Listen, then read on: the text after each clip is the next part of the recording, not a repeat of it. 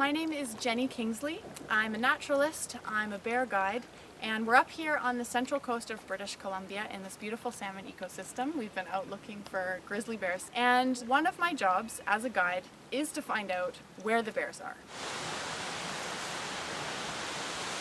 We just came up on these diggings. They look really fresh, so this is grizzly digging. You can tell they're fresh because the grass underneath is still quite green, so it hasn't been turned over for very long.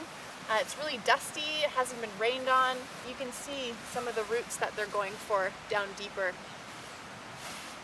And there's quite a few all around here. There is sedge grass here, which is one of the things they rely on in the spring. When the salmon come back later in the year, the bears are back here again. This will be one of the main places that they'll hunt for salmon. Bears walk along trails, just like we do. And sometimes these trails are what we call stomp trails. So you can see one right here, actually a really obvious one. You can see actually where every bear steps in the same spot as every other bear. So there's a step here, here, here, and so on all the way along the trail. Bears will use these often in the spring. They'll step and twist, and bears will step in the exact same spot as every other bear, sometimes for generations. We found these tracks earlier today, so I'm just gonna hop down and you can take a look.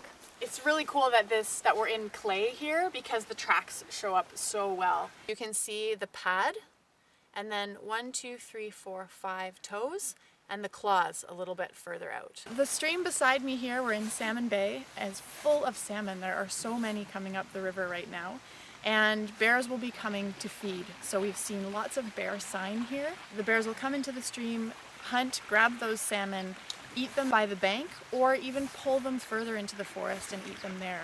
And that's one of the ways that the nutrients from the salmon get spread throughout the entire forest. One of the signs of bear activity that I look for walking through the forest are rub trees. This is a bit unusual in that it's a cedar tree, but it has been rubbed by bears. Sometimes they'll get up on their back and rub that way, and we can see little bits of hair that are actually stuck in the tree here. On the sides there are some claw marks, sometimes you'll see tooth marks, and you'll often see them, of course, along a bear trail.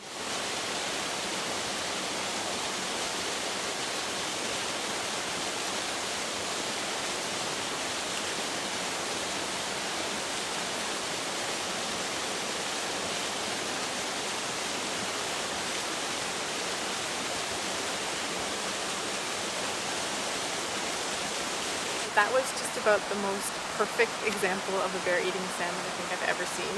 Caught the salmon, went straight for the brain, which is really fatty, stripped off the skin. It chose a female, so you could see it chewing at the eggs that were inside. And because it's the beginning of the season, that bear eventually ate the entire salmon and there was nothing left. People have been asking about what happens to the salmon that don't get eaten by the bears or don't get completely eaten by something, and this is what happens. So there's a whole ecosystem of insects. Here is a type of maggot. This will be gone, I'm sure, by morning. Of course, these little guys are of great interest to the birds, so the birds will come down, pick these off, great food for the birds, then the birds fly away, and wherever the birds end up, they take that marine nitrogen with them. Salmon will infiltrate every part of this ecosystem. They're important for everything from insect larvae, like maggots, to birds, all of the plants, the trees, right up to the treetops. Everything gets some nutrients from the salmon that come back each year. This is a pink salmon that probably hasn't spawned. It's still in its marine phase, so remember we saw, even with the chum salmon, how much the mouth changed, the curvature of the jaw, the teeth. This hasn't happened to the salmon. The fins also change quite a bit when they go into their spawning colors. They get multicolored, almost like butterfly wings. They lighten up, the jaw changes from that sort of regular shape we're seeing into the curved shape with bigger teeth. This is a very fresh looking salmon stream. But you can see there's a chum on the other side, what we'd call a spawned out salmon.